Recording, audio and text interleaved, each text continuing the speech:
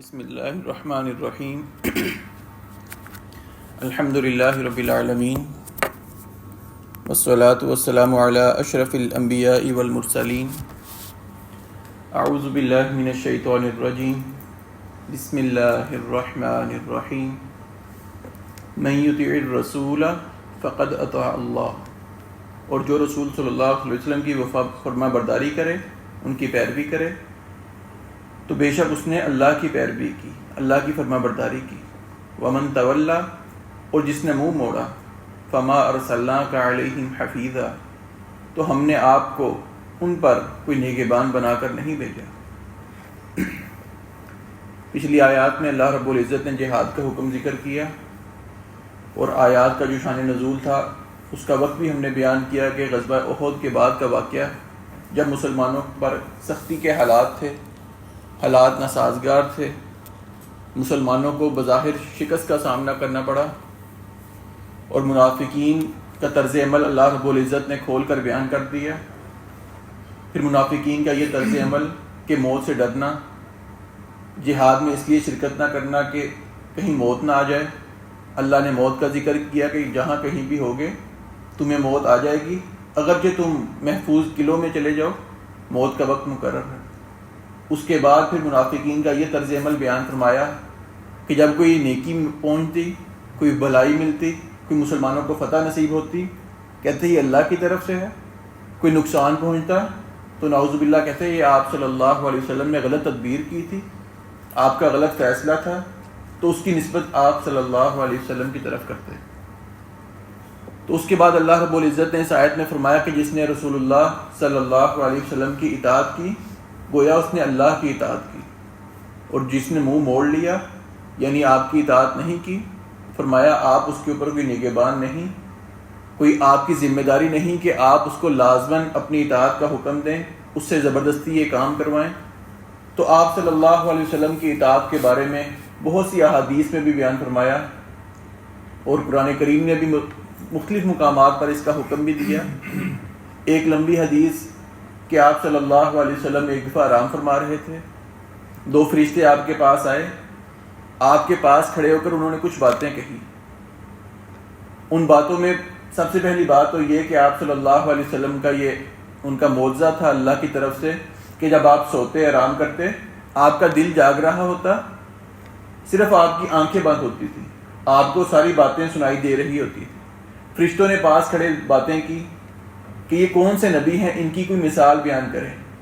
ایک فرشتے نے مثال بیان کی کہ ان نبی کی مثال اس گھر کی طرح ہے جو بہت خوبصورت گھر ہو، اس گھر کے اندر کوئی دسترخوان بچھایا جائے، پھر ایک بلانے والا باہر جائے، آواز لگائے کہ فلاں جگہ پر فلاں گھر میں دسترخوان بچھا ہے، آ کر کھانا تناول فرما لیں۔ تو فرمایا جو اس کی بات مان لیتا ہے وہ اس گھر میں آ جاتا ہے، دسترخوان سے کھا لیتا ہے، جو اس کی بات نہیں مانتا وہ اس دسترخوان پر نہیں آتا۔ دوسرے فرشتے نے کہا اس کی وضاحت کریں، مجھے مثال کی سمجھ نہیں آئی۔ بتایا کہ وہ جو گھر ہے وہ گویا کہ جنت ہے، جو بلانے والے ہیں، جو پکار رہے ہیں دسترخوان کی طرف، وہ آپ صلی اللہ علیہ وسلم کی ذات ہیں، اور جو آپ کی دعوت کو قبول کر کے اس دسترخوان پر آ کر بیٹھتا ہے تو گویا اس نے اسلام قبول کیا، وہ آ کر دین کے اوپر عمل درآمد ہو رہا ہے، تو گویا وہ جنتی ہوگا۔ اور جس نے آپ کی نافرمانی کی، آپ کی بات کو نہیں مانا، دسترخوان کے قریب بھی نہیں آیا، گویا اس نے آپ کا انکار کیا، اور وہ جنت میں نہیں جائے گا۔ اور دوسری حدیث میں آپ صلی اللہ علیہ وسلم نے فرمایا میری ساری کی ساری امت جنت میں جائے گی سوائے اس شخص کے جس نے جنت میں جانے سے انکار کر دیا۔ صحابہ نے پوچھا اللہ کے رسول کوئی ایسا انسان بھی ہے جو جنت میں جانے سے انکار کر دے؟ فرمایا ہاں، جس نے میری پیروی کی، اطاعت کی، گویا کہ اس نے میری بات مان لی اور وہ جنتی ہے۔ اور جس نے میری نافرمانی کی، میرے حکم کی خلاف ورزی کی، تو فرمایا کہ وہ گویا اس نے میری نافرمانی کی، اس نے خود انکار کر دیا کہ وہ جنت میں نہیں جائے گا۔ تو یہاں پر یہ بھی دیکھا جائے کہ قابل تقلید شخص کوئی ہے، کوئی قابل اطاعت شخص ہے جو اللہ رب العزت نے بیان کر دیا، وہ صرف آپ صلی اللہ علیہ وسلم کی ذات ہے۔ آپ کے بعد اگر میں کسی کو مانوں کہ آپ کی بات بھی حرف آخر ہے، جیسے آپ صلی اللہ علیہ وسلم کا آ گیا کہ ان کی اطاعت کرنی ہے، لازمی کرنی ہے، اگر میں آپ کے بعد بھی کسی کی بات کو حرف آخر مان لوں تو گویا کہ میں نبوت کا وہ حصہ آپ صلی اللہ علیہ وسلم سے نکال کر اس آدمی کے سپرد کرتا ہوں جس کی میں بات مان رہا ہوں، کیونکہ آپ کے بعد کوئی بھی ایسی شخصیت نہیں، ہستی نہیں کہ جس کی بات حرف آخر ہو سکے۔ غلطی کا امکان ہر آدمی میں موجود ہے، ہر امام میں، ہر محدث میں موجود ہے، سوائے آپ صلی اللہ علیہ وسلم کی ذات کے۔ اس لیے اگر کوئی کسی کی بات حرف آخر مان لے، آنکھیں بند کر کے مان لے، تو گویا وہ نبوت کے اوپر ایک چھپے انداز سے ڈاکہ ڈال رہا ہے۔ تو اس کے ضمن میں یہ کہنا کہ اساتذہ کی بات ماننا یا والدین کی اطاعت کرنا وہ اسی کے اندر آئے گی، کیونکہ وہ آپ صلی اللہ علیہ وسلم کی تعلیمات ہیں، اس لیے وہ نبوت پر ڈاکہ ڈالا نہیں، بلکہ اس میں بھی یہی بات ملحوظ رکھی جائے گی کہ آپ صلی اللہ علیہ وسلم نے فرمایا کہ مخلوق کی اطاعت کرتے ہوئے خالق کی نافرمانی نہیں ہو سکتی۔ مطلب اگر والدین یا اساتذہ بھی کوئی ایسا حکم دیں جو اللہ کی نافرمانی کا ہے یا آپ کی نافرمانی کا حکم ہے، فرمایا ان کی اطاعت نہیں کی جائے گی۔ اور آپ صلی اللہ علیہ وسلم کی اتھارٹی، آپ کی حدیث بھی ویسے ہی حجت ہے جیسے قرآن کریم اللہ رب العزت نے حجت قرار دی ہے۔ اس کے بارے میں ہم نے پہلے رمضان کے شروع میں ایک باقاعدہ کلاس بھی کی تھی کہ حدیث کی ویلیو کیا ہے، حدیث کی حجت کیا ہے، اور کہاں سے یہ باتیں جو منکرین حدیث بیان کرتے ہیں کہ آپ کی حدیث حجت نہیں ہے، کہ 300 سال بعد لکھی گئی، اس کے سارے اعتراضات ہم نے الحمدللہ ایک باقاعدہ کلاس میں پڑھے تھے۔ تو یہاں پر صرف یہ بات ہے کہ جو بات آپ صلی اللہ علیہ وسلم فرما دیں وہ بھی اسی طرح حجت ہے۔ اس کی صرف ایک مثال آپ کے سامنے پیش کرتا ہوں کہ سیدنا عبداللہ بن مسعود رضی اللہ تعالیٰ عنہ نے ایک کسی عورت کو کہا، اس نے سر پر جوڑا باندھا تھا جیسے عورتیں جوڑا باندھتی ہیں، انہوں نے کہا کہ اللہ نے اس حکم سے منع فرمایا ہے کہ عورتیں جوڑا نہ باندھا کریں۔ کہنے لگی اللہ نے منع فرمایا؟ کہتی میں نے قرآن تو پڑھا ہے، قرآن میں کہیں ذکر نہیں کہ اللہ نے جوڑا پہننے سے منع فرمایا۔ انہوں نے فرمایا آپ نے قرآن کی آیت نہیں پڑھی، وما آتاکم الرسول فخذوہ وما نہاکم عنہ فانتہوا، کہ جو اللہ کے رسول دے دیں اس کو لے لو، جو اللہ کے رسول جس چیز سے روک دیں اس سے روک لو۔ تو فرمایا کہ آپ کا فرمان ہے کہ عورتیں جو سر پہ جوڑا باندھتی ہیں اس انداز سے بال نہیں جمع کرنے۔ فرمایا رسول نے منع کیا ہے، گویا وہ اللہ ہی نے منع کیا ہے۔ یہ حدیث کی ویلیو ہے، حدیث کی حجت ہے۔ تو فرمایا کہ آپ کا صرف یہ کام ہے کہ آپ نے لوگوں کو تعلیمات دینی ہے، اگر آپ کی کوئی بات نہیں مان رہا، فرمایا آپ نگہبان نہیں، آپ سے اس کے بارے سوال نہیں ہوگا کہ آپ کی تعلیمات پر کس کس نے عمل کیا ہے، صرف آپ کی ذمہ داری لوگوں تک بات کو پہنچانا ہے۔ وَيَقُولُونَ طَاعَةٌ، اور وہ کہتے ہیں اطاعت ہوگی، یعنی منافقین کا طرز عمل بیان کیا جا رہا ہے۔ ان کو جب اللہ کے رسول کی اطاعت کا حکم دیا جاتا ہے وہ کہتے ہیں اطاعت ہوگی، یعنی آپ ایسی ہستی ہیں جن کی اطاعت کی جائے گی۔ فَإِذَا بَرَزُوا مِنْ عِنْدِكَ، پھر جب آپ کے پاس سے نکلتے ہیں، بَيَّتَ طَائِفَةٌ مِّنْهُمْ غَيْرَ الَّذِي تَقُولُ، تو ان میں سے ایک گروہ رات کو اس کے خلاف مشورے کرتا ہے جو وہ کہہ رہا تھا۔ وَاللَّهُ يَكْتُبُ مَا يُبَيِّتُونَ، اور اللہ رب العزت لکھ رہا ہے جو وہ رات کو مشورے کرتے ہیں۔ فَأَعْرِضْ عَنْهُمْ، پس ان سے منہ موڑ لیجئے۔ وَتَوَكَّلْ عَلَى اللَّهِ، اور اللہ پر بھروسہ کیجئے۔ وَكَفَى بِاللَّهِ وَكِيلًا، اور اللہ رب العزت وکیل، آپ کا مددگار کافی ہے۔ فرمایا منافقین کا طرز عمل یہ کہ آپ کے سامنے یہ بات کہتے کہ آپ واقع ایسی ہستی ہیں جن کی اطاعت کی جائے گی، آپ کی نافرمانی کرنا گناہ ہے، برا کام ہے، لیکن فرمایا وہی لوگ جب آپ سے الگ ہوتے ہیں، اپنے گھروں میں جاتے ہیں، اپنی محفلوں میں جاتے ہیں، تو آپ کے ہی خلاف مشورے کرتے ہیں، سازش کرتے ہیں کہ آپ کی خلاف ورزی کیسے کی جائے، مسلمانوں کو کمزور کیسے کیا جائے۔ فرمایا کہ وہ باتیں جو کر رہے ہیں وہ اللہ رب العزت لکھ رہا ہے۔ آج دیکھیں کہ اگر ہم آپ صلی اللہ علیہ وسلم کے پاس تو نہیں جاتے، آپ کی مجلس میں تو نہیں جاتے، لیکن ہم مسجد میں خطبہ جمعہ سنیں، قرآن کلاس میں کوئی دین کی بات پڑھیں، ہمارے ذہن میں خیال آتا ہے اس کے اوپر عمل کرنا ہے، اس کی اطاعت کرنی ہے، یہ بات ماننی ہے، قرآن کا حکم ہے، حدیث کا حکم ہے۔ لیکن منافقین کی طرح جب میں بھی اپنے گھر جاتا ہوں، جو باتیں میں نے سنی ہوتی ہیں، جو خطبہ جمعہ میں مجھے بتایا گیا، میں ان باتوں کے خلاف عمل کرتا ہوں، تو گویا کہ میں بھی منافقین کا طرز عمل اپناتا ہوں کہ مسجد میں بیٹھ کر، قرآن کلاس میں بیٹھ کر میرا ذہن یہ ہے کہ ان باتوں پر عمل کرنا ہے، یہ میرے لیے ہیں، اور گھر جا کر، رات کو جا کر، اکیلے بیٹھ کر میں اس کی مخالفت کرتا ہوں۔ فرمایا اللہ وہ دیکھ رہا ہے جو تم کر رہے ہو، اور فرمایا کہ ایسے لوگوں سے آپ اعراض کیجئے۔ کہ شروع کا جب دور تھا، منافقین ابھی نئے نئے تھے تو فرمایا کہ ان سے اعراض کرنا ہے، ان سے آپ نے جنگ نہیں کرنی، کوئی سختی والا معاملہ نہیں کرنا. لیکن پھر جب تھوڑے سے مسلمانوں کی حالت بہتر ہو گئی تو اللہ رب العزت نے اس آیت کے بدلے دوسری آیت بیان فرما دی کہ اے نبی، جو منافقین ہیں یا جو کفار ہیں ان سے آپ سختی والا معاملہ کریں. مطلب ان کی آپ نے اب نگہبانی کرنی ہے، ان کی آپ نے واچنگ کرنی ہے کہ وہ کس طرح کام کرتے ہیں. وہ مسلمانوں کے جو خلاف کام کرتے ہیں ان سے روکا جائے گا. مطلب یہ جو اعراض کرنے والا معاملہ صرف پہلے کا تھا، بعد میں سختی والا حکم آ گیا کہ اب ان کی جو چال سازیاں ہیں وہ ان پہ خاموش نہیں رہنا بلکہ ان کا جواب دینا ہے. تو فرمایا اللہ کی ذات پر توکل کریں اور اللہ رب العزت اکیلا ہی آپ کے لیے وکیل کافی ہے. پیج نمبر 109 ہے، دوسری آیت شروع کرنے لگے. افلا یتدبرون القرآن، تو کیا وہ قرآن میں غور و فکر نہیں کرتے؟ ولو کان من عند غیر اللہ، اگر وہ قرآن کریم غیر اللہ کی طرف سے ہوتا، لوجدوا فیہ اختلافا کثیرا، تو وہ اس میں بہت زیادہ اختلاف پاتے.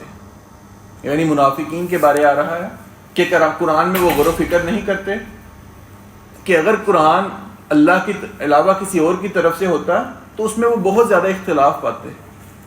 یعنی قرآن جس ذات پر نازل ہوا وہ آپ صلی اللہ علیہ وسلم کی ذات ہے. قرآن کا سچا ہونا گویا کہ آپ علیہ الصلاۃ والسلام کا سچا ہونا ہے.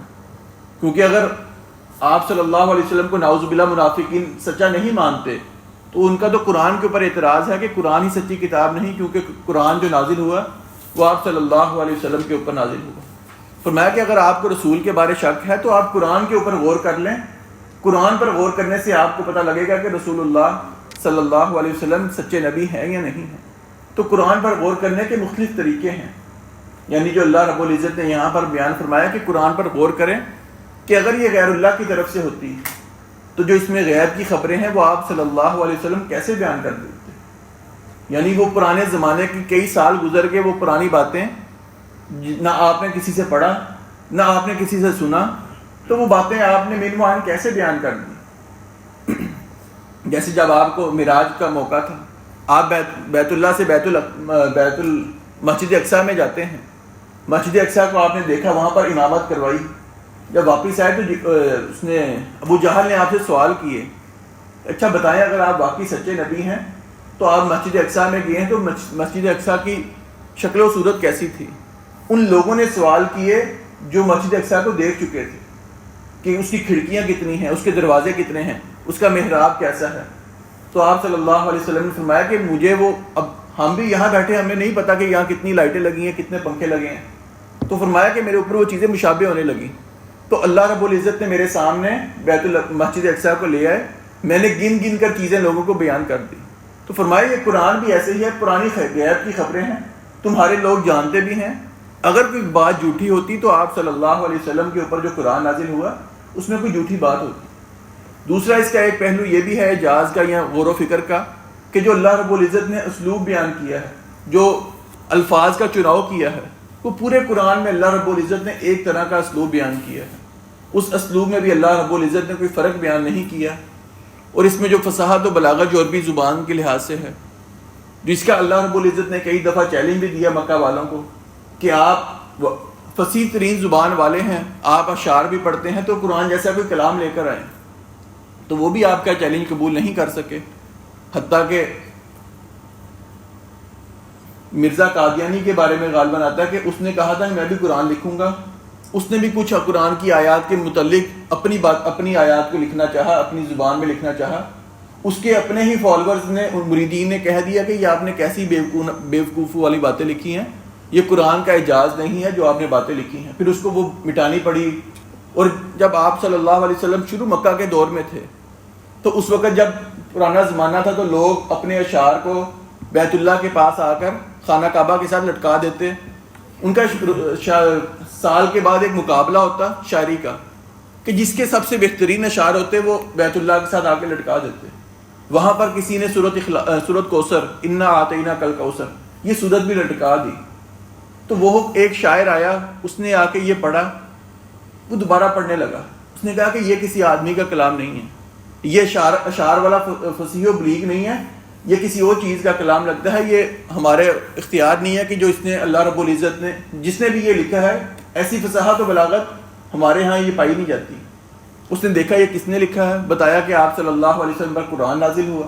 اس نے پھر قرآن کی کچھ آیات سنی، وہ مسلمان ہو گیا غالباً کہ یہ کسی آدمی کا کلام ہی نہیں ہے۔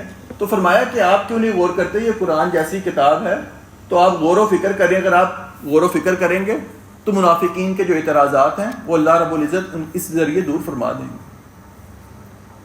وَإِذَا جَاءَهُمْ أَمْرٌ مِّنَ الْأَمْنِ أَوِ الْخَوْفِ، اور جب ان کے پاس امن یا خوف کا کوئی معاملہ آتا، اذاعوا بِهِ، اسے مشہور کر دیتے، وَلَوْ رَدُّوهُ إِلَى الرَّسُولِ وَأُولِي الْأَمْرِ مِنْهُمْ، اور اگر وہ اسے رسول کی طرف اور اپنے حکم دینے والوں کی طرف لوٹاتے، لَعَلِمَهُ الَّذِينَ يَسْتَنبِطُونَهُ مِنْهُمْ، تو وہ لوگ اسے ضرور جان لیتے جو ان میں سے اس کا اصل مطلب نکالتے ہیں۔ وَلَوْلَا فَضْلُ اللَّهِ عَلَيْكُمْ وَرَحْمَتُهُ، اور اگر تم پر اللہ رب العزت کا فضل اور اس کی رحمت نہ ہوتی، لَاتَّبَعْتُمُ الشَّيْطَانَ إِلَّا قَلِيلًا، تو بہت تھوڑے لوگوں کے سوا تم سب شیطان کے پیچھے لگ جاتے۔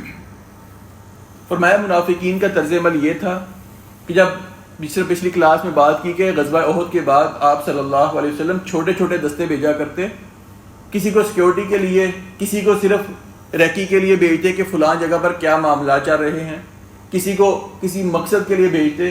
تو منافقین کا طرز عمل یہ تھا، ان کی خبریں لوگوں میں پھیلانے لگے، خبر کی تصدیق نہیں کرنی۔ پتہ لگا کہ مسلمانوں کو فتح ملی ہے، بات پھیلا دی، لیکن جب پتہ لگا مسلمانوں کو نقصان ہوا، اس بات کو زیادہ پھیلاتے، اس پر اعتراضات کرتے، حالانکہ خبر میں سچائی ہے یا نہیں وہ یہ نہیں دیکھتے، صرف بات کو پھیلانا مقصد تھا۔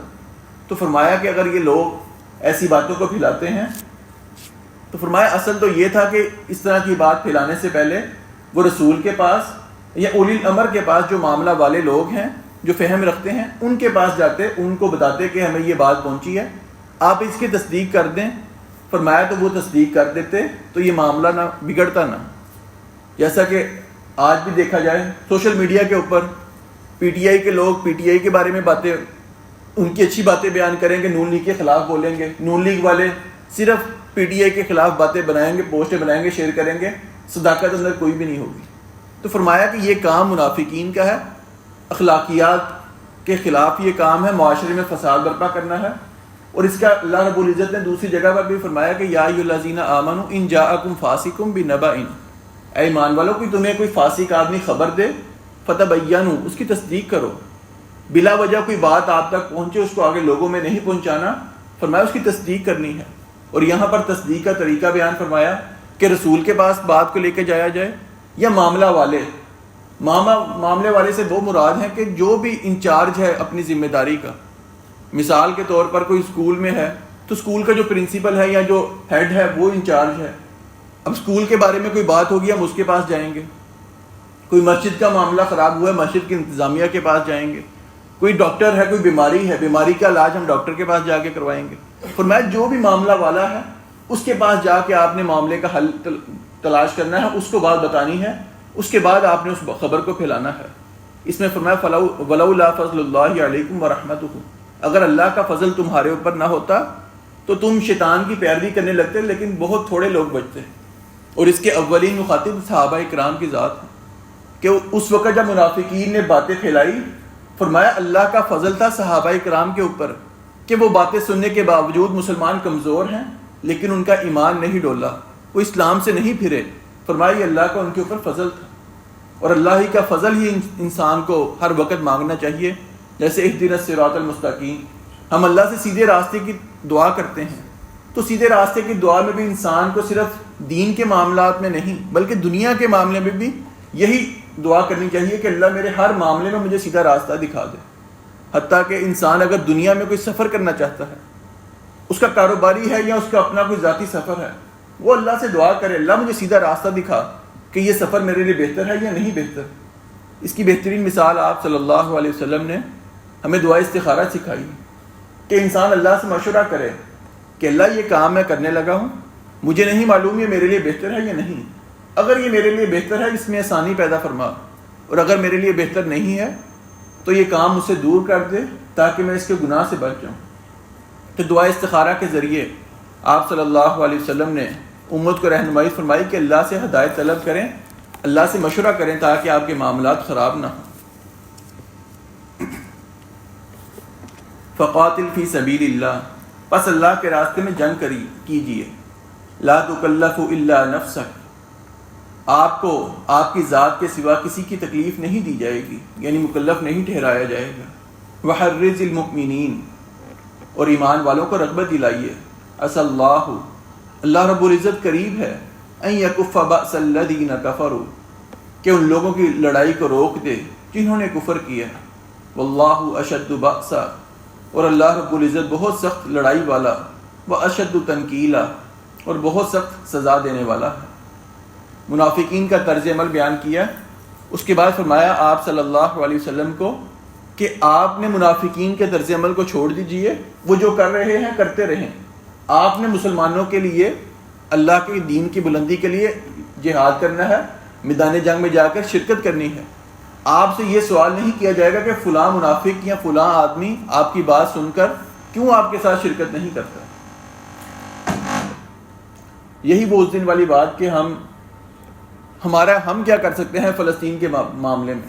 فرمایا لا یکلف نفس، کسی بھی جان کو یہ نہیں پوچھا جائے گا کہ فلاں آدمی نے کام کیا نہیں کیا، مجھ سے میرے بارے میں سوال ہونا ہے میں نے کیا کیا۔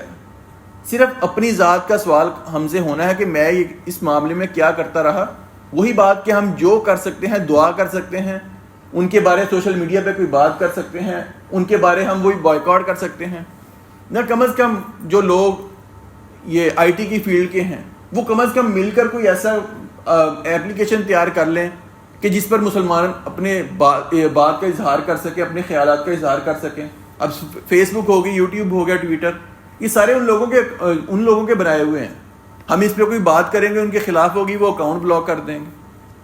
اب وہ ڈاکٹر اسرار صاحب کا پیج یوٹیوب والا، کوئی اس پہ ایسا کلپ چڑھ گیا، وہ اتنا پرانا ان کا پیج تھا، اس پیج اڑا دیا۔ کیا صرف ان کی بات ان کے خلاف چلی گئی اس لیے پیج اڑا دیا گیا؟ تو ہم کوئی مل کے اپنا کوئی ایسا کوئی ایپلیکیشن تیار کر لیں کہ جس پہ ہم بات کر سکیں، مسلمانوں کا اس پہ کنٹرول ہو۔ تو جو یہ اختیار رکھتے ہیں وہ کر سکتے ہیں، ہمارا اس پہ اختیار نہیں، ہماری یہ فیلڈ نہیں، اس لیے ہم سے اس بارے سوال نہیں ہوگا۔ ہاں جو یہ طاقت رکھتے ہیں کر سکتے ہیں، ان کو کرنا چاہیے۔ جو نہیں کر سکتے وہ مالی طور پر کسی کے ساتھ تعاون کریں کہ یار ہم آپ کو پیسے دیتے ہیں، آپ یہ کام کروا دیں۔ نہیں کر سکتے صرف وہی بات کہ اپنی ذات تک اس کو برا جانیں، ان کے لیے دعا کریں، ان کے لیے سوشل میڈیا پر کوئی مہم چلا لیں، کوئی بائیکاٹ کر لیں، تاکہ جو ہماری ذات ہے ہمارے بارے میں اس سے سوال ہوگا۔ اور میں وحرض المؤمنین، اور مومنوں کو رغبت دلائیے جہاد کی، کہ اللہ رب العزت نے جہاد کے بارے میں جو احکامات بیان فرمائے وہ ان کو بتائیں، ان کو جنت کی رغبت دلائیں، تاکہ جو مومن ہیں، ایمان والے ہیں، وہ جہاد کر سکیں۔ عسى اللہ ان یکف بأس الذین کفروا۔ اور عصا کا لفظ ویسی تو عربی زبان میں آتا ہے شک کے لیے، تردد کے لیے، لیکن قرآن کریم نے جہاں بھی اللہ رب العزت کے ساتھ اس لفظ کو خاص کیا وہاں پر اس کا مطلب یقین کے لیے ہے، کہ یقیناً اللہ رب العزت اگر مسلمان جہاد کریں گے، مومنوں کو رغبت دلاتے رہیں گے، تو یقیناً اللہ رب العزت ان کی لڑائی کو روک دے گا۔ لڑائی کو روکنے کا مطلب یہاں تو وہ ان میں طاقت نہیں رہے گی لڑنے کی، یا وہ ویسے ہی لڑنے سے باز آ جائیں گے، مسلمانوں کی طاقت کو دیکھ کر وہ لڑائی سے رک جائیں گے، باز آ جائیں گے۔ فرمایا اللہ رب العزت میں اتنی طاقت ہے، اور اللہ رب العزت بہت زیادہ سخت لڑائی والا، یعنی اللہ میں طاقت بہت زیادہ ہے، اور لڑائی کرنے کے لحاظ سے اور ویسی بھی سخت سزا دینے کے لحاظ سے اللہ رب العزت کی جو طاقت ہے وہ کافروں سے زیادہ ہے۔ لیکن اس کے لیے شرط یہ ہے کہ مسلمان جہاد کریں، اور مسلمان ایک دوسرے کو رغبت بھی دلائیں کہ دین کا کام ہے، اعلاء کلمت اللہ کے لیے جہاد کرنا ہے۔ من یشفع شفاعۃ حسنہ، جو کوئی سفارش کرے گا اچھی سفارش کرنا، یکن لہ نصیب منہا، اس کے لیے اس میں سے ایک حصہ ہوگا۔ ومن یشفع شفاعۃ سیئہ، اور جو کوئی سفارش کرے گا بری سفارش کرنا، یکن لہ کفل منہا، اس کے لیے اس میں سے ایک بوجھ ہوگا۔ وکان اللہ علی کل شیء مقیتا، اور اللہ رب العزت ہمیشہ سے ہر چیز پر نگہبان ہے۔ تو سفارش کے بارے میں اس آیت میں بیان کیا گیا۔ بنیادی طور پر دیکھا جائے تو اگر اس کا جو مفہوم جو پیچھے سے چل رہا ہے جہاد والا، تو اس میں ایک مفہوم یہ نکلے گا کہ جیسے آپ صلی اللہ علیہ وسلم نے مسلمانوں کو رغبت دلائی جہاد کے لیے، تو فرمایا کہ جہاد کی رغبت دلانا، دین کے اوپر عمل کرنے کے لیے لوگوں کو تلقین کرنا، یہ اچھی سفارش ہے۔ گویا کہ یہ انسان اگر کسی کو دین کے اوپر عمل کرنے کی رغبت دلائے، کسی کو نصیحت کرے تو یہ اچھی سفارش ہے، اور جو اس کے خلاف عمل کرے گا وہ بری سفارش ہوگی۔ یا مسلمانوں میں ہی دیکھ لیں، ہمیں پتہ ہے کہ کون سا گروہ صحیح ہے، کون سا غلط ہے، ہم کسی غلط گروہ کا ساتھ دیں گے تو وہ بری سفارش ہے، اگر کسی اچھے گروہ کا ساتھ دیں گے تو وہ اچھی سفارش ہے۔ یا تیسرا جو عام مفہوم ہمارے ہاں مراد لیا جاتا ہے، کسی کے لیے سفارش کر دینا، کوئی دنیا والے کام کے لیے کسی کے لیے سفارش کر دینا، کسی کی نوکری کے لیے، جاب کے لیے، کہ وہ اختیار نہیں رکھتا، اس کا کوئی اتنا تعلقات نہیں ہے، ہمارے کوئی تعلقات ہوں تو اس کے لیے سفارش کر دینا۔ تو یہ سفارش کر دینا بہت اچھا عمل ہے اگر اچھے کام کی سفارش کی جائے۔ دنیا کے معاملات میں بھی اگر آپ کو پتہ ہے کہ یہ آدمی اس کا اہل ہے، اس کی سفارش کرنا، تو یہ اتنی فضیلت والا عمل ہے کہ آپ صلی اللہ علیہ وسلم نے فرمایا کہ کوئی انسان اپنے گھر سے نکلتا ہے کسی کے لیے سفارش کرنے، اس کو ایک دن لگتا ہے، مثال کے طور پر لمبا سفر کرنا ہے، کہیں دور جانا ہے، ایک دن کا سفر کرتا ہے، 2 دن کا سفر کرتا ہے، فرمایا گویا کہ اتنا وقت اللہ رب العزت اس کے ہاں اعتکاف والا لکھتے ہیں۔ اس نے اعتکاف میں بیٹھ کے عبادات کی، اور اعتکاف میں کوئی دنیا کا کام ہوتا ہی نہیں، صرف اللہ کی عبادت کرنا۔ گویا کہ وہ اتنی دیر اللہ کی عبادت میں مسجد میں بیٹھ کر اعتکاف کر رہا ہے۔ اور دوسری حدیث میں آپ صلی اللہ علیہ وسلم نے فرمایا کوئی آدمی کسی مدد کے لیے، کسی کی مدد کے لیے گھر سے نکلتا ہے، فرمایا اس کا گھر سے نکلنا انسان دنیا میں کسی کی مشکل دور کرتا ہے، فرمایا اللہ رب العزت اس کی مشکل قیامت والے دن دور کرے گا۔ جہاں پر انسان اگر مشکل میں ہوگا، فرمایا وہ دنیا کا بدلہ اللہ قیامت والے دن اس کی مشکل کو دور کرے گا۔ اور فرمایا کہ انسان جب تک اپنے بھائی کی مدد میں لگا رہتا ہے، اللہ رب العزت اس کی مدد میں لگے رہتے ہیں۔ میں کسی کے کام کے لیے نکلا، اللہ پیچھے سے میرے کام آسان کرتا چلا جائے گا جب تک میں اس کی مدد کر رہا ہوں۔ تو یہ سفارش کرنا بہت بہترین عمل ہے، لیکن اگر دیکھا جائے تو اس میں احتیاط بھی بہت زیادہ ہے۔ میں کسی مسلک کی بات کروں، میں کسی مسلک کو فالو کرنے والا ہوں، میں کسی سیاسی جماعت کو فالو کرنے والا ہوں، میں اس کا حمایتی ہوں، اگر تو وہ اچھے کام کریں گے مجھے فائدہ ملے گا، سفارش میں نے ان کو ووٹ دیا ہے، مجھے فائدہ ملے گا، ثواب ملے گا۔ لیکن اگر وہی جماعت کوئی برا کام کرے گی، میں یہ نہیں کہہ سکتا کہ یہ میرا عمل نہیں ہے، میں ان کو ووٹ دینے والا ہوں، ان کی مدد کرنے والا ہوں، تو ان کا جو گناہ ہوگا وہ بھی میرے ذمہ ہوگا۔ اور یہاں پر اللہ رب العزت نے 2 مختلف الفاظ بیان فرمائے جو اچھی سفارش کرے گا اس کے لیے نصیب منہا، اس کے لیے ایک حصہ ہے، اور نیچے فرمایا کفل منہا، اس کے لیے بھی ایک حصہ ہے۔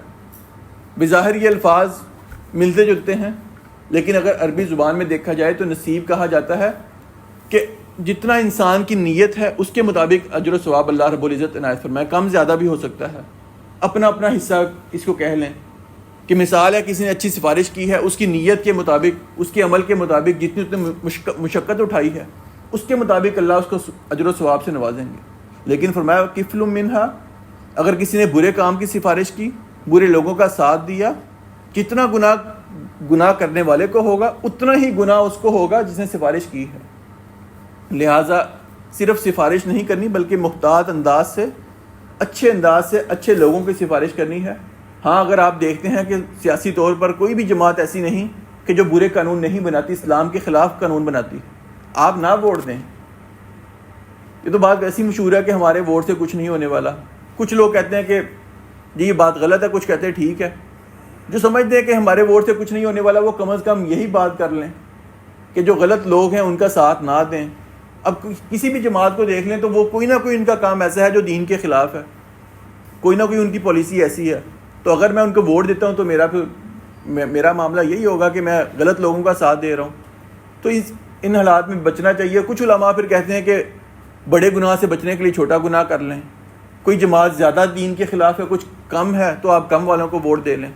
لیکن بہتر یہی ہے کہ انسان بچے تاکہ انسان ان لوگوں میں نہ آئے۔ ہمارے پہلے اپنے گناہ بہت زیادہ ہیں، ہم نے پوری ایک جماعت کے گناہ اپنے ذمہ لے کر اپنے گناہ ہی بڑھانے ہیں۔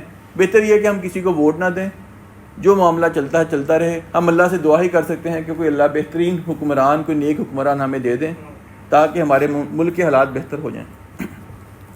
وَإِذَا حُيِّيتُم بِتَحِيَّةٍ فَحَيُّوا بِأَحْسَنَ مِنْهَا، اور جب تمہیں سلامتی کی کوئی دعا دی جائے تو اس سے اچھی سلامتی کی دعا دو، اور ردوہا یا جواب میں وہی کہہ دو، ان اللہ کان علی کل شیء حسیبا، بے شک اللہ رب العزت ہمیشہ سے ہر چیز کا پورا حساب کرنے والا ہے۔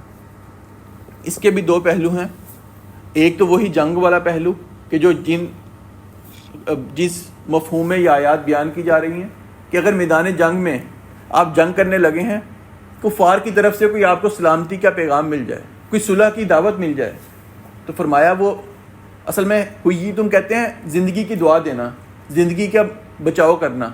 اب جنگ کے موقع پر اگر کوئی آدمی یہ کہہ دے کہ چلو صلح کر لیتے ہیں، گویا کہ وہ زندگی بچانے والی بات ہے۔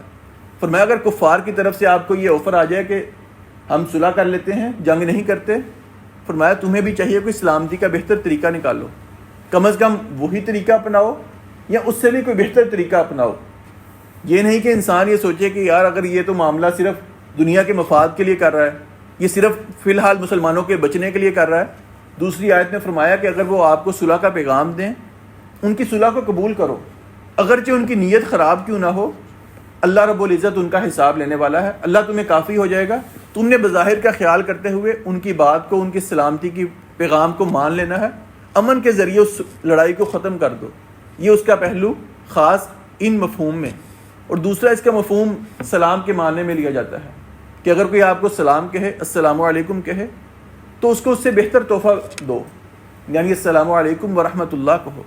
کوئی آپ کو ورحمۃ اللہ تک کہتا ہے، اس کو وبرکاتہ تک کہو، نہیں تو کم از کم جتنا اس نے آپ کو سلام کہا اتنا ہی سلام کو۔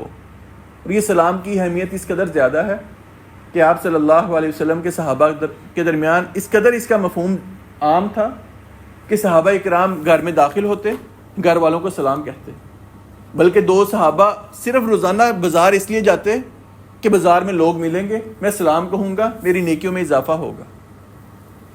اور یہاں تک کہ اگر راستے میں دو صحابی اکٹھے جا رہے ہیں، راستے میں دو صحابی اکٹھے جا رہے ہیں، درمیان میں کوئی درخت آ جاتا، ایک صحابی یہاں سے گزرتے، ایک یہاں سے گزرتے، وہ آگے جا کر ملتے، پھر سلام کہتے تاکہ یہ فضیلت ہمیں مل جائے، سلام کی ہمیں نیکیاں ملیں گی، ہمارے اکاؤنٹ میں اضافہ ہوگا۔ اور آپ صلی اللہ علیہ وسلم نے یہ بھی فرمایا کہ جنت میں جانے کا جو بہترین طریقہ ہے، اس طریقے میں ایک طریقہ لوگوں میں سلام کو عام کرنا ہے۔ فرمایا تم جنت میں اس وقت تک نہیں جا سکتے جب تک تم آپس میں محبت نہ کرو، اور تم اس وقت تک محبت نہیں کر سکتے جب تک تم مومن نہ بن جاؤ۔ پھر خود ہی فرمایا کہ میں تمہیں کوئی ایسا راستہ نہ بتاؤں، طریقہ نہ بتاؤں جس کو اختیار کرو تمہارے درمیان محبت بھی پیدا ہو جائے گی، تم مومن بھی بن جاؤ گے۔ فرمایا افشوا السلام بینکم، سلام کو عام کرو، چلتے پھرتے کسی کو سلام کہنا۔ اور دوسری روایت میں فرمایا کہ جو جانتا ہے نہیں جانتا اس کو جاتے ہوئے سلام کر دو، یہ بہترین طریقہ ہے جنت میں جانے کا۔ آج کل یہ سلام والا معاملہ بھی بہت کم ہو چکا ہے۔ اگر کسی مجلس میں جائیں تو یہی محسوس ہوتا ہے کہ لوگ کہیں گے یہ دیندار لوگ آ گئے ہیں، سلام لے رہے ہیں پہلے۔ حتیٰ کہ صحابہ کرام میں تو یہ بات بھی مشہور تھی، کوئی سلام کے علاوہ کوئی بات کرتا اس کا جواب ہی نہیں دیتے۔ عربی کا مشہور محاورہ ہے السلام قبل الکلام، کلام سے پہلے سلام لینا ہے۔ کوئی بھی بات کرنی ہے، ضرورت پوری کرنے کے لیے کسی کے پاس آنا ہے، سلام لوگے تو اگلا جواب دے گا، وگرنہ وہ جواب بھی نہیں دے گا۔ تو فرمایا کہ تمہیں کوئی بہترین کوئی تحفہ دے، تحفے سے یہاں مراد سلام ہی ہے۔ اکثر اس کا ترجمہ تحفہ کرتے ہیں، اکثر سلام کی دعا کرتے ہیں۔ فرمایا اس سے بہتر انداز سے جواب دو، یا کم از کم جو سلام آپ کو کہا گیا اسی کا جواب دے دیں۔ اور فرمایا ان اللہ کان علی کل شیء حسیبا، اللہ پورا حساب لینے والا ہے۔ یعنی اگر وہی جنگ والی بات کہ آپ کو یہ محسوس ہو رہا ہے کہ یہ صرف مالی مفاد کے لیے یا وقتی طور پر صلح کر رہا ہے، اس کا اصل مقصد صلح کرنا نہیں، فرمایا تمہارا کام نہیں، تم نے ظاہر کا خیال رکھنا ہے، اللہ رب العزت ان کا حساب لینے والا کافی ہے۔ اور اگلی آیت میں فرمایا اللہ لا الہ الا ہو، اللہ رب العزت وہ ذات ہے، اس کے سوا کوئی معبود نہیں۔ لیجمعنکم الی یوم القیامہ، وہ ہر صورت تمہیں قیامت کے دن کی طرف لے کر جمع کرے گا۔ لا ریب فیہ، جس میں کوئی شک نہیں۔ ومن اصدق من اللہ حدیثا، اور اللہ سے زیادہ بات میں کون سچا ہو سکتا ہے۔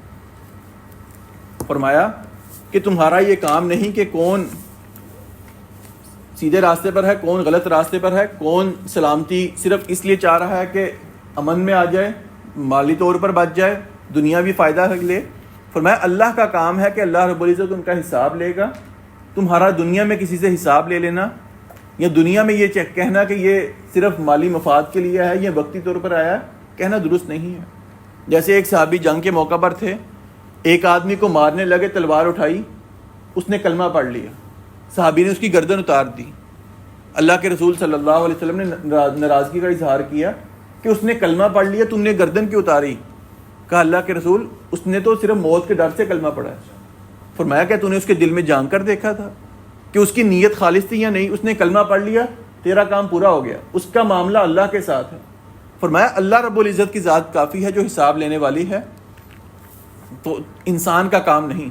اور دنیا میں کہہ دینا کہ انسان کسی کو نیکی کی دعوت دے، وہ قبول نہ کرے تو انسان کہتا ہے یہ جہنمی ہے، اس نے تو سیدھے راستے پر آنا ہی نہیں ہے. تو فرمایا یہ تمہارا کام نہیں کسی کے بارے میں کوئی فیصلہ کرنا. اس کی دو وجوہات ہیں. ایک فرمایا کہ تمہارا کام نہیں، تمہاری ذمہ داری نہیں کہ کسی کے بارے میں کوئی فیصلہ کرو، کوئی حکم لگاؤ، یہ انجام میں جانا، اس سے سوال جواب کرنا، یہ اللہ رب العزت کے ساتھ خاص ہے. اور دوسرا یہ اس کا ابھی وقت نہیں ہے. دنیا تو امتحان کے لیے، امتحان کا نتیجہ اس دنیا میں نہیں آنا، صرف اس میں امتحان ہونا ہے، موت تک امتحان ہے. امتحان کا نتیجہ اللہ رب العزت نے دینا ہے اور وہ موت کے بعد دینا ہے. اس لیے فرمایا کہ اللہ رب العزت ان لوگوں کو جمع کرنے والا ہے، تمہیں بھی جمع کرے گا. اللہ رب العزت ان سے حساب لے گا، اور اللہ رب العزت سے کون بات میں سچا ہے؟ اس رکوع میں کرنے والے کام.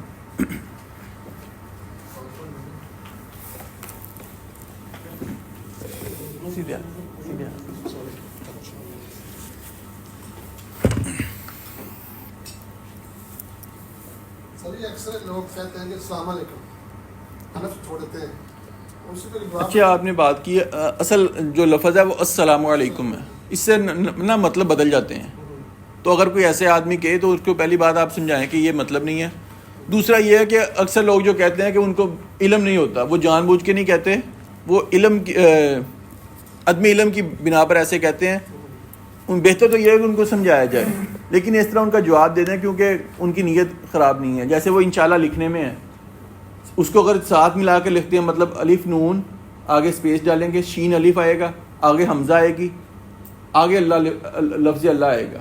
تو کچھ لوگ اس کو اکٹھا لکھتے ہیں الف نون شین الف، تو اس کا مطلب بدل جاتا ہے. لیکن علماء کہتے ہیں کہ جو لوگ لکھتے ہیں ان کا مطلب یہ نہیں ہوتا کہ ہم یہ مطلب لے رہے ہیں، ان کو علم نہیں ہے اس لیے وہ ایسے لکھتے ہیں. تو ان کے اوپر کوئی فتویٰ لگانا کہ انہوں نے غلط کیا یہ درست نہیں ہے، لیکن ان کو سمجھایا جائے کہ اس کا مطلب بدل جاتا ہے، اصل انشاءاللہ ایسے ہی ہے. اسی طرح اس میں اب بات آ گئی کہ السلام علیکم ورحمۃ اللہ وبرکاتہ. کچھ لوگ اس میں اضافہ کرتے ہیں جنت و حلال و جہنم حرام، تو یہ اضافہ بھی درست نہیں ہے، کیونکہ آپ صلی اللہ علیہ وسلم کے ایک صحابی سیدنا عبداللہ بن عباس رضی اللہ تعالیٰ عنہ بیان کرتے ہیں کہ آپ کے پاس یمن سے کوئی لوگ آئے، انہوں نے سلام لیا، وہ برکاتہ کے بعد کچھ اور الفاظ کا اضافہ کیا. تو سیدنا عبداللہ بن عباس رضی اللہ تعالیٰ عنہ نے فرمایا کہ جو آپ صلی اللہ علیہ وسلم کا سلام ہے وہ برکاتہ پر آ کر ختم ہو جاتا ہے. مطلب صحابی کا قول مل گیا، انہوں نے کہا کہ اللہ کے رسول کا جو سلام ہے وہ برکاتہ تک ہے، اس سے آگے الفاظ کا اضافہ کرنا یہ سنت سے ثابت نہیں ہے. اس لیے بہتر ہے کہ اتنے ہی الفاظ کہا جائے. اور اس میں دوسری بات یہ ہے کہ اگر کفار کی طرف سے آپ کو سلام کہا جائے، کفار کو، یہ ہمارے ملک پاکستان میں کچھ لوگ رہتے ہیں غیر مسلم، اگر وہ ہمیں السلام کہیں تو اس کے بارے احکامات یہ ہیں کہ پہلی بات تو یہ ان سے آپ نے سلام میں پہل نہیں کرنی. سلام میں ویسی مسلمانوں میں پہل کرنی ہے، حتیٰ کہ آیا حدیث میں آیا کہ اللہ کے بندہ بہت قریب ہو جاتا ہے جو سلام میں پہل کرنے والا ہے، لیکن کفار سے سلام میں پہل نہیں کرنی.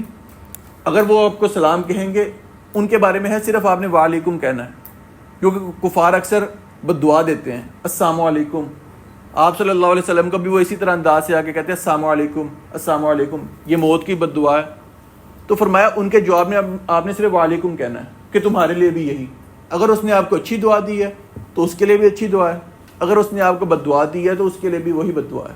تو صرف سلام کا جو پہل کرنے کا معاملہ وہ مسلمانوں کے ساتھ ہے، کفار کے ساتھ نہیں. کہنا چاہیے، وہ ختم نبوت پہ ڈاکہ ڈالتے ہیں. جی وعلیکم.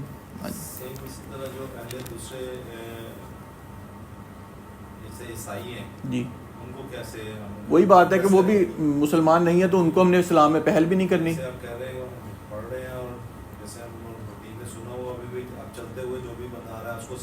آپ سلام کر رہے ہیں جی السلام علیکم ورحمۃ اللہ. جی اب میں نہیں جان رہا کہ میں کسی علاقے میں دوسرے میں جا رہا جی ہوں, جی تو پھر میرے لیے کیا حکم ہوگا کہ میں اس کو سلام کروں گا یا نہیں کروں گا؟ مجھے پتا نہیں ہے کہ یہ مسلم ہے یا عیسائی جی ہے جی یا کوئی اور ہے. اصل میں اگر خطاب تو ہو جی ہوگا لیکن مجھے اس کے لیے اصل میں یہ ہے کہ اگر تو آپ پاکستان میں ہیں تو پاکستان میں تو ہمیں ظاہری طور پر یہی ہے کہ اکثریت مسلمانوں کی ہے, ہم سلام کہیں گے. اگر وہ ظاہری طور پر جس نے کوئی پگڑی پہنی ہے اس انداز سے, یا پتہ لگ رہا ہے کہ یہ مسلمان نہیں ہے, ان کے کچھ جو نشان ہوتے ہیں اس سے پتہ لگ جائے تو آپ اس کو سلام نہ کہیں. اور اگر آپ کسی دوسرے ملک میں ہیں تو بھی ظاہری طور پر اگر آپ کو لگتا ہے یہ مسلمان ہے آپ سلام کہہ دیں, اگر نہیں معلوم تو آپ خاموش ہو جائیں, نہ اس کو سلام. اسی طرح ایک پرسن ہے کہ میں تو اس رکوع میں کرنے والے کام میں پہلا کام یہ ہے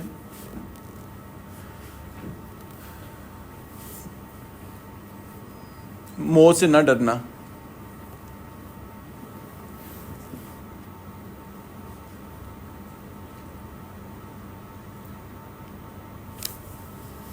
نمبر 2 حقیقی معنوں میں صرف اللہ رب العزت سے ڈرنا.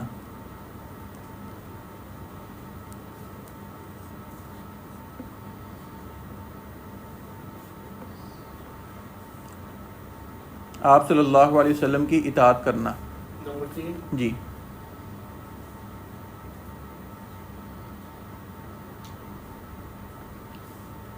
نمبر 4 قرآن کریم میں غور و فکر کرنا.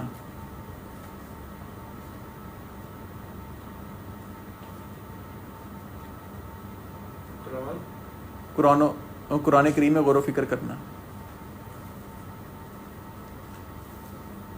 نمبر 5 معاملے کی خرابی کے وقت اہل علم سے رجوع کرنا.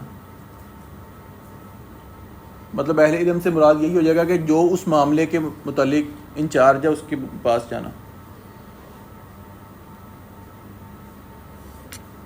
اچھی سفارش کرنا. نمبر 6 جی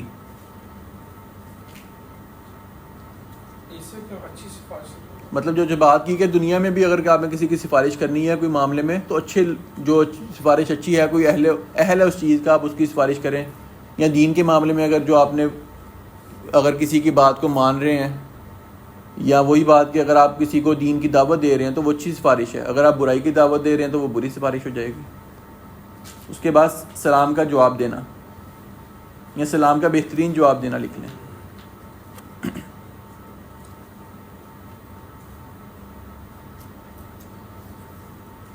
رکنے کے کام.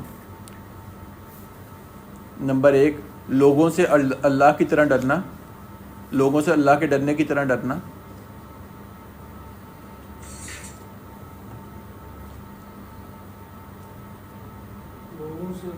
اللہ کے ڈرنے کی طرح ڈرنا, یعنی لوگوں سے اس طرح ڈرنا جیسے اللہ سے ڈرنے کا حق ہے. نمبر 2 موت سے راہ فرار اختیار کرنا.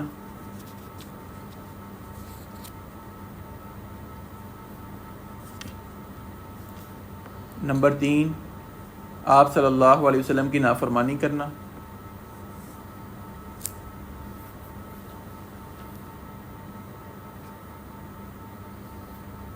نمبر 4 محض افواہ کو پھیلانا.